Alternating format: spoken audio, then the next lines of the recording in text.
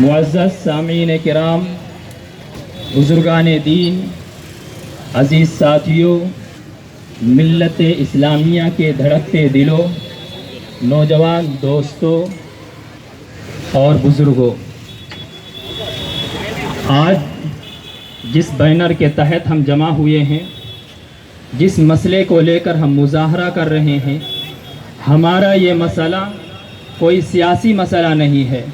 کوئی سماجی مسئلہ نہیں ہے، کوئی معاشرتی مسئلہ نہیں ہے، بلکہ یہ ایک ایمانی مسئلہ ہے۔ ہم آپ جانتے ہیں کہ آسمان میں جو سورج طلوع ہوتا ہے،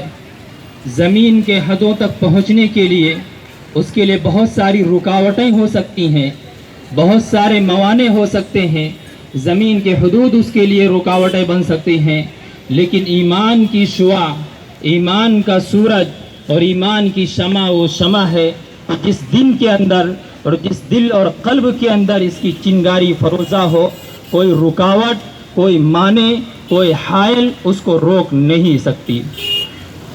جس دل کے اندر بھی کلمہ طیبہ لا الہ الا اللہ کی روشنی ہے اور اس کی چنگاری فروزہ ہے، اس دل کے اندر جس طرح بیت اللہ شریف کی محبت ہے، جس طرح مسجد نبوی کی عظمت ہے، یقیناً اسی طرح مسجد اقصیٰ کی محبت اور عظمت اور احترام اور رسپیکٹ موجود ہے۔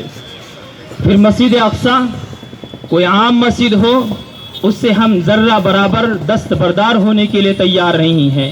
لیکن مسجد اقصیٰ جس کی فضیلتیں بے شمار، جس کی عظمتیں بے شمار، جس کی فضیلت کے بارے میں اللہ رب العزت نے خود قرآن کریم میں فرمایا ہے، سبحان الذی اسریٰ بعبدہ لیلا من المسجد الحرام الی المسجد الاقصی الذی بارکنا حولہ لنریہ من آیاتنا۔ یہ وہ عظیم الشان مسجد ہے جس کے اندر نماز کی امامت کے لیے امام کو بیت اللہ شریف سے بلایا جاتا ہے، اور اس شان کے ساتھ بلایا جاتا ہے کہ امام کے لیے سواری براق کی شکل میں جبرائیل امین کو دے کر کے جنت الفردوس سے بھیجا جا رہا ہے۔ اللہ رب العزت کے حکم سے جنت الفردوس سے جبرائیل امین کو ساتھ میں اوپر سے آسمان سے اتار کر بھیجا جاتا ہے تاکہ اس مسجد کے اندر امامت کے لیے امام الانبیاء جناب محمد الرسول اللہ صلی اللہ علیہ وسلم کو لایا جائے۔ یہ وہ عظیم الشان مسجد ہے جس کے اندر امام اگر جناب محمد الرسول اللہ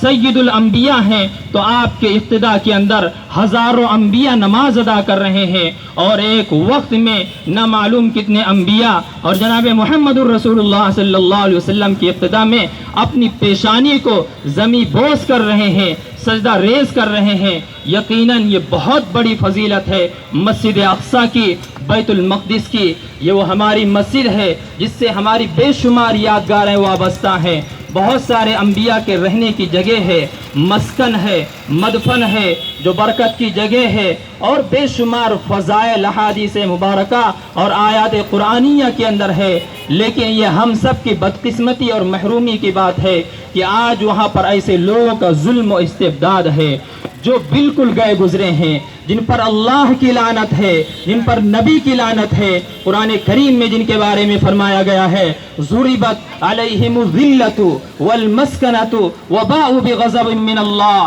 یہ وہ ایسی قوم ہے جو اتنی گئی گزری ہو گئی کہ ان پر ذلت طاری کر دی گئی ہے، ان پر مسکنت طاری کر دی گئی ہے، یہ اللہ کے غضب اور غصے کے مستحق ہیں، ان پر لعنت بھیجی گئی ہے، اور فرشتوں کے ذریعے بھی لعنت ہے، انبیاء نے ان پر لعنت بھیجی ہے، حضرت داؤد علیہ السلام کے زبانی، حضرت عیسیٰ ابن مریم کے زبانی ان پر لعنت بھیجی گئی ہے۔ الغرض یہ وہ قوم ہے روئے زمین کے اوپر جن کا کوئی رول اور کردار باقی نہیں ہے۔ آج یہ چاہتے ہیں کہ مسجد اقصیٰ پر ہم اپنا تسلط قائم کر لیں، لیکن جب تک ایمان والوں کے دل کے اندر ایمان کی حرارت باقی ہے، یقیناً انشاءاللہ ہم ان کو اس معاملے میں کامیاب ہرگز نہیں ہونے دیں گے۔ ہر ممکن کوشش کریں گے ان کو وہاں سے نکالنے کے لیے، اور برملا اس بات کا اعلان کریں گے کہ ہر سمت مچلتی کرنوں نے افسونے شب غم توڑ دیا، ہر سمت مچلتی کرنوں نے افسونے شب غم توڑ دیا، اب جاگ اٹھے ہیں دیوانے دنیا کو جگا کر دم لیں گے۔ یہ بات آیا ہے دنیا پہ، یہ بات آیا ہے دنیا پہ،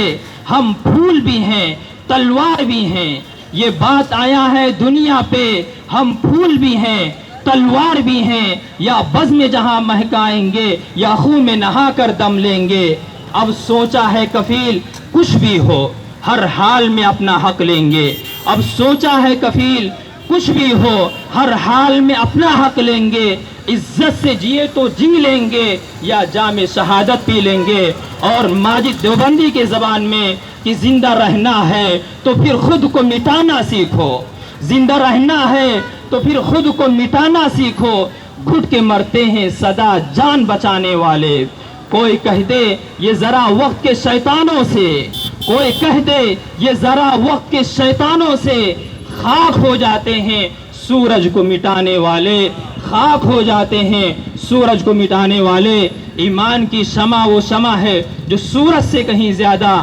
آفتاب اور ماہتاب سے کہیں زیادہ منور، تابہ، درخشاں، نیر تابہ ہے۔ اس کو مٹانے والے انشاءاللہ ہمیشہ خاک ہوں گے، ہمیشہ ناکام ہوں گے، ہمیشہ نامراد ہوں گے۔ بس ہماری یہی دعا ہے کہ اللہ رب العزت اس مسجد کو حریت اور آزادی نصیب فرمائے، وہاں کے رہنے والوں کو مکمل اور 100% آزادی نصیب فرمائے۔ وہ ظلم و استبداد سے، ظلم و زور سے، جبر و تشدد سے اللہ وہاں کے بچوں کو بھی، بڑوں کو بھی، نوجوانوں کو بھی، عورتوں کو بھی، تمام مسلمانوں کو اللہ آزادی نصیب فرمائے، رہائی نصیب فرمائے۔ اللہ ان کا حامی، مددگار، ناصری اور نصرت کرنے والا بن جائے۔ آمین وآخر دعوانا الحمدللہ رب العالمین۔